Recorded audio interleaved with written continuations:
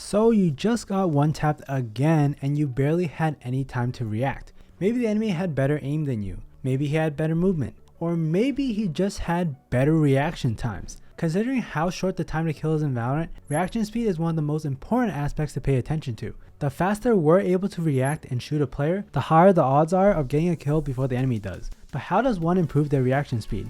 Can we even train reaction speed in the first place? Yes, we can absolutely train to improve our reaction speed, although the answer to doing so may not be what you're thinking of. Here are 6 strategies based on research that you can use to immediately improve your reactions. With that being said, let's jump right into it. Before we get into today's content, this video is only a small portion of what we have to offer. If you want a truly comprehensive guide on how to improve in Valorant, then you want to check out our website at SkillCapped.com. Our courses break down everything players need to know detail by detail to begin climbing the ranks. Our simplified teaching style ensures that any player can understand and apply these concepts. The link will be provided in the description below. Now let's jump into the video. Starting things off, the number one strategy to improving your reaction speed is to anticipate an upcoming action. If you've ever gotten one tapped by a player who barely peeked you, chances are they use this strategy. There's a huge difference in how fast you can react if you expect something to come at you. Whether that be a player peeking you or throwing an ability, you'll be able to react quicker and more appropriately if you anticipate it.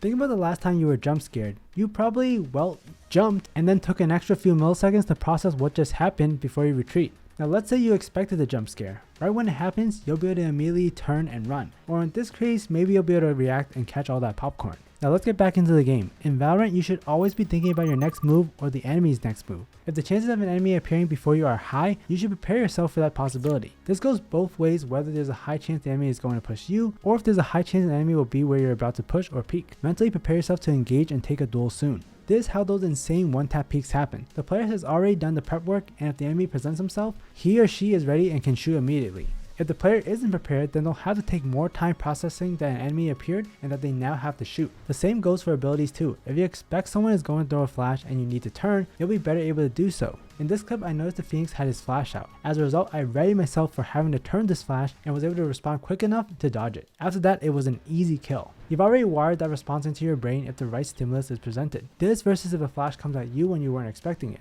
Even the best pros won't be able to react to that if they weren't ready. Anticipation is a key factor in improving your reaction speed. There is a bit of experience involved in order to anticipate plays. Identify common events that occur during your games, then use those to predict different plays or positions that you or the enemy could make. This next strategy is a big one for reaction speed. A common mistake that new players make when they first start Valorant is they pay way too much attention on their crosshair. Instead of focusing on your crosshair, you should be focusing on enemy models instead. The reason for this is due to the difference in reaction speed when something is in your direct vision versus your peripheral vision. Direct vision is what you're focusing on, and peripheral vision is everything around your direct vision. We react faster to what's in our direct vision. If we put our crosshair in our direct vision, then that means the enemy is going to be in our peripheral vision. If this is the case, we have to expend additional time trying to get our crosshair onto the enemy. This leads to slower reaction time, meaning lower chances of getting the kill. Now let's say we're holding an angle and waiting for an enemy to come out. If we disregard our crosshair and focus solely on the enemy appearing before you, our reaction speed will be much faster since the enemy is in our direct vision. Enemy pops out, bam, you shoot immediately and they're dead. I know, some of you are probably wondering, well, if we don't focus on our crosshair, how will we land our shots? The goal of this strategy is to increase reaction speed, not necessarily to increase our aim. Focusing on the enemy will help improve your reaction speed. Having good aim is an entirely different topic, which would certainly help with making this strategy effective. If you want to improve your aim, we have a plethora of videos that can help you out. Once you have your aim locked down to the point that it's second nature, then this strategy of focusing on the enemy is going to be way more effective. An enemy appears, you react and instinctively adjust your crosshair at the same time to get that instant one tap. Next up, we need to talk about highlight colors. We have 3 color options available to us for enemy models: yellow, red, and purple. The default setting is red, but many of the top professional players have it changed to yellow. The reason for this is stimulus intensity. Past studies have shown that the weaker a stimulus is, the longer it will take for someone to react to that stimulus. The stronger the stimulus, the faster you'll be able to react, up to a certain extent. In this scenario, the stimulus is the enemy models and what highlight color they have. Many pros choose to use yellow because it gives them the strongest stimulus intensity. It's bright,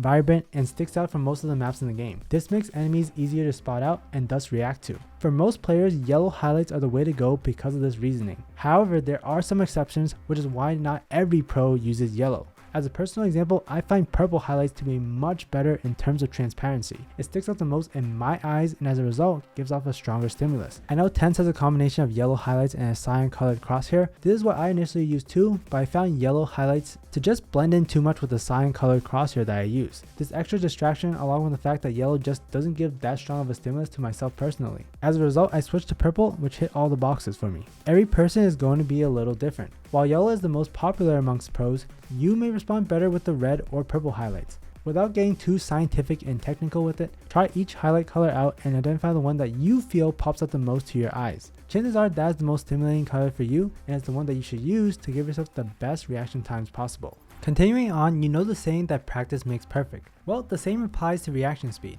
The tricky part is how to exactly practice reaction speed.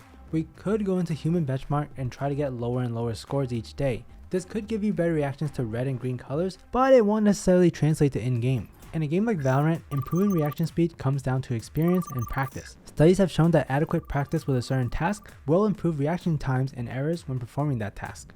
There are thousands of scenarios that can occur in Valorant. The more you expose yourself to specific scenarios, the better you'll be able to react to those events and also respond accordingly. The key to making this practice work is to repeat the same routines over and over again. Here's a simple example. Let's say we're playing defense and holding A short on bind, and we also like challenging the right side of short. If we want to get good at reacting and winning these duels, you have to challenge this angle over and over again. Full disclaimer, if you haven't done this before, chances are you're going to lose the initial duels from this position. However, as you play this battle over and over again, you start to get used to the timings in which enemies will peek this angle. It's like going back to our first strategy. We know what's going to typically happen and when it's going to happen. We anticipate the event and have already prepped our brain to react accordingly if the scenario presents itself. We can also do this on attack too. Let's say we're pushing down A short of bind. When we get close to the site, there are a plethora of choke points to check. There's U-Haul, Triple, Truck, Showers, and Cubby. Pick one of these choke points and focus on that one specific spot every time you push. Going back to our first strategy, anticipate that there's likely going to be someone there. If you practice this peek over and over, you'll start to get used to the timing and crosshair placement. This allows you to react more quickly to an enemy that may show up in that area. From there, it's an easy click and they're donezo. Now in a real game, we don't recommend doing these same peeks over and over again every single round because it becomes predictable. But it should be a scenario that's in your toolbox. We recommend having one specific play on each site of each map to practice. That way, regardless of what site you're defending or pushing, you have some sort of routine move that you can make and work on.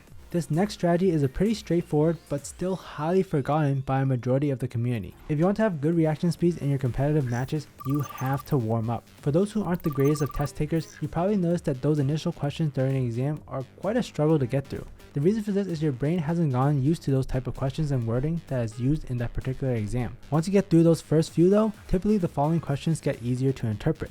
Whether you get the answer right or wrong though, that depends on how well you studied. The same idea is applied to reaction speed. If you haven't warmed up for a few minutes before your matches, chances are you're going into the game cold. You aren't yet primed to see enemies and click heads instantly because you haven't done any of that before the match. The warm-up doesn't have to be rocket science though. Just a simple 5 to 10 minutes of aim labs or deathmatch is all you need to get those juices flowing. In deathmatch, you can simply run around and shoot down enemies as quickly as you can. In aim labs, you want to select the mode that's more reactionary like grid shot, where you're trying to shoot down targets as quickly as they pop up.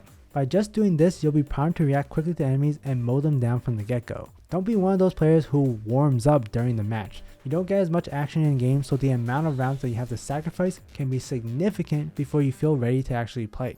Last but not least, two of the biggest factors in reaction speed is rest and stress. I know you've probably heard this before from other aspects of your life, but it is important for gaming as well. Studies have shown that fatigue has a negative influence on your reactions. Remember that all-nighter that you had and your friend was trying to talk to you? Chances are you took a while to respond back to them. You're too tired to adequately process stimuli, whether that's someone talking to you or a Valorant enemy popping up on your screen. Maybe you're not physically stressed, but mentally stressed instead. This is going to negatively affect your performance as well. Maybe you had a tough day at work or school, or maybe you've already played a few games and are performing poorly. Your aim's just not feeling good and you're playing extremely nervous during your games. It happens to all of us at one point or another. Studies do show a negative correlation between stress and reactive performance. The more stressed or anxious you are, the worse your reaction speed is. When you're feeling mentally checked out, the best thing for you to do is to stop playing. Find a relaxing activity to do, whether that's reading a book, going out for a walk, watching anime, eating, meditation, heck, even taking a nap. That sounds pretty good right about now. And before people say this, don't tell me that Valorant is relaxing. That is cap. Perform an activity that allows you to mentally and physically reset so you can check back into the game with full focus. I know most people are going to roll their eyes at this strategy and tip. Get your health in check and your Valorant gameplay will also be in check. That's all we have for today's video. Work on these 6 strategies and you'll be well on your way to one-tapping your enemies at insane tilt-worthy speeds. If you guys enjoyed the video, be sure to drop a like and subscribe to the channel down below to help support us. Also, as mentioned before, if you're looking for the fastest way to get better at Valorant, we highly recommend checking out our new Academy course on the website. It has over 8 hours of video content that is designed to bring you up to speed on everything you need to know to hit Immortal in Valorant. Along with that, we have tons of awesome content such as agent courses made by actual Radiant 1 tricks, daily videos breaking down how to play every single map in the game, and so much more. We place a high priority here at SkillCapped on being the best place to improve at Valorant, but we don't expect you to just trust us on that, and that's why we offer a rank improvement guarantee. If you don't find the value you're looking for, it's literally no risk. So what are you waiting for? Click that link below and get started on your journey. That's going to do it for us today though. As always, we here at SkillCapped want to thank you all for watching, and we'll catch you in the next one.